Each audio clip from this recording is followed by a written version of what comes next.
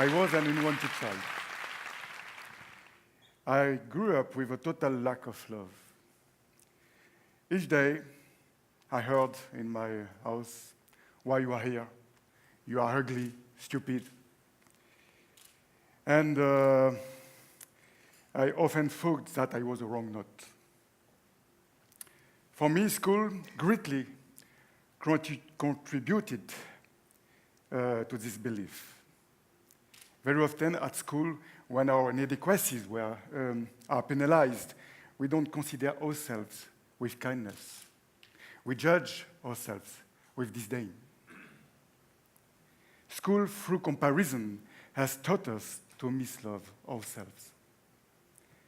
Competition is not a healthy way of stimulating us. It is war in disguise. How many of us, believing they are inadequate, feel guilty, and have a poor consideration of themselves? How many have been destroyed by their quest for perfection?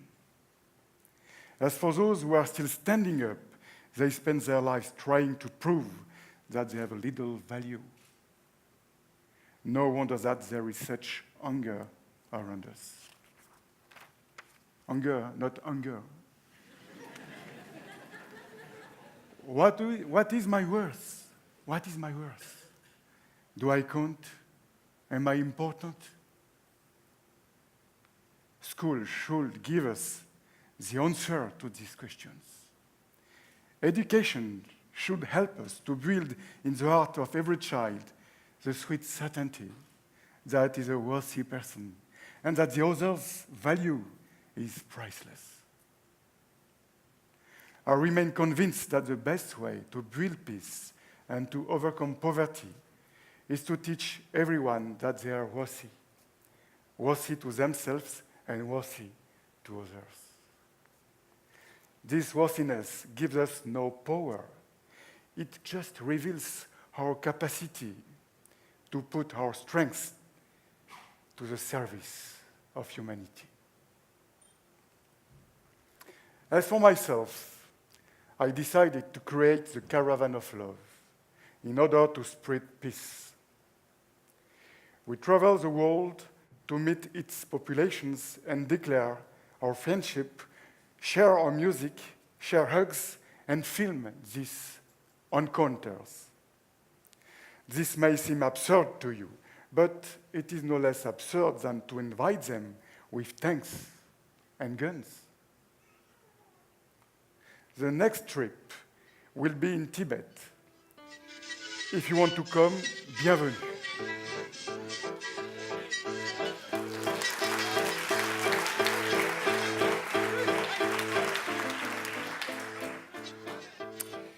We should be amazed and marvel at whom we are. What an incredible adventure. We should strive to show the beauty of mankind, because the only way to make humanity grow up is to entice it to love itself.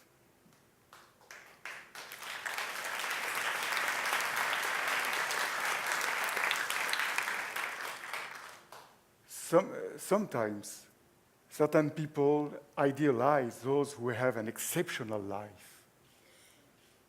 Such an attitude can prove to be dangerous, as it nourishes a cult of perfection. In my case, there is nothing to idealize. I've had my share of silly, unconscious behavior. During that period of my youth, I hurt several persons with my way of life.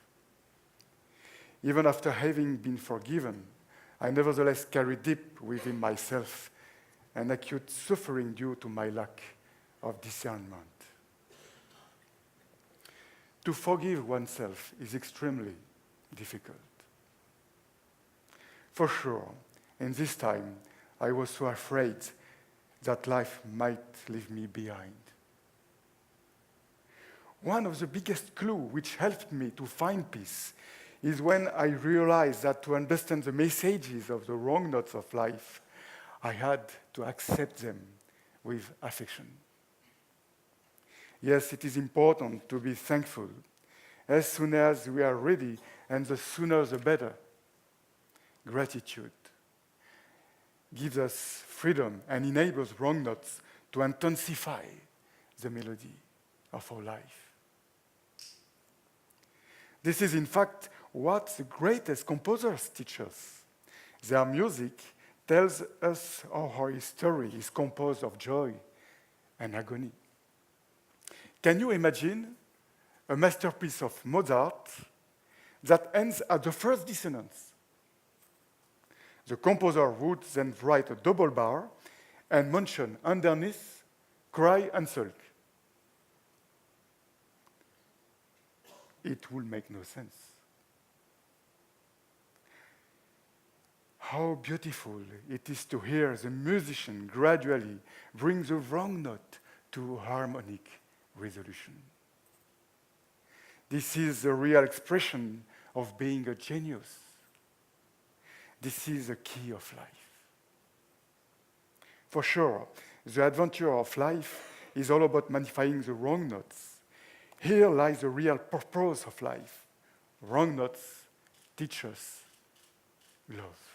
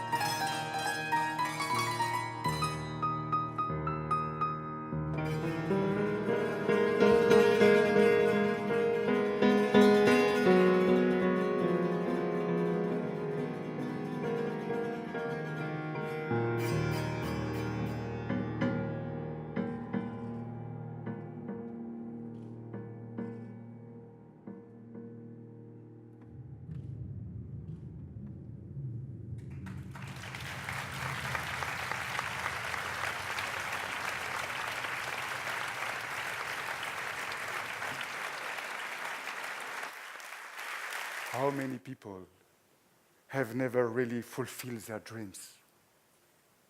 How many people were buried with their hidden desires?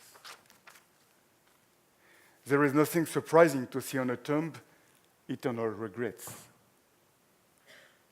In time, bodies become dust, but the sense of frustration survives through their families.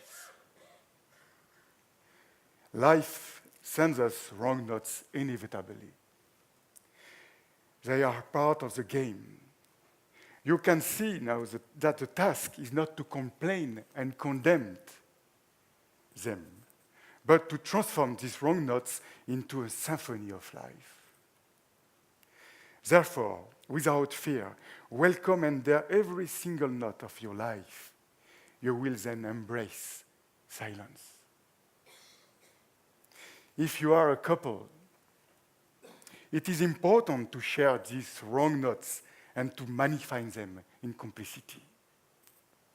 What an exciting adventure it is to live their vibrance in full consciousness. So, whatever happens, love. Such a state of being heals and amplifies. The wish I have for all of us is to have on our graves this epitaph. Whatever happened, he or she loved. Do not be ashamed of yourself, despite your flaws and failures. Stop feeling guilty. This goes against your evolution. Do not deny your nature. Honor it and offer it to the world, simply. Why do you strive to highlight your difference? You are different anyway. Better build bridges toward yourself and towards the others, and constantly create links that will set you free. Do not seek perfection to be more. Prefer seeking gentleness in order not to spoil anything, starting with yourself. Gentleness induces excellence. Put your heart in everything you do without expectation. Any act, if committed with your full present, is sufficient as it is. Do you realize that your life is unique in the whole history of this universe? Isn't that incredible? To conclude, embrace who you are, because you won't last forever. You are rare, therefore infinitely precious. The same goes for others, which explains why every being should be fully considered. As long as you are not conscious of this, your mistreatment of yourself and of humanity will continue. Finally, you see that to be clumsy and inadequate is not a fault. It is our nature. More than being our nature, it is an opportunity. Being imperfect is a gift. I hope now you can say, I am imperfect, and it's wonderful. Welcome you, transform you. This is a great adventure of life. Your adventure, the only one. Do you want to know what perfection is? Perfection is imperfection who loves itself and surrenders. Thank you for listening.